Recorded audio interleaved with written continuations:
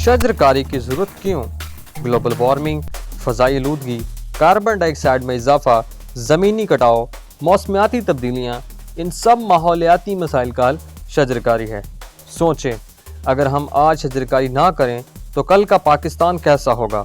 बेरंग, बंजर, आलूदा हवा और शदीद मौसमी तब्दीलियाँ जो ज़िंदगी को मुश्किल बना देंगी। लेकिन हम इस तबाही से बच सकते हैं। आएँ मिलकर शजरकारी को फ़रोग़ दें। आएँ अब्द फाउंडेशन के साथ मिलकर शजरकारी मुहिम का हिस्सा बनें। आज हम पौधे लगाएंगे तो कल हमारी नस्लें साफ़ हवा में सांस ले सकेंगी। हर दरख्त ज़िंदगी का ज़ामन है।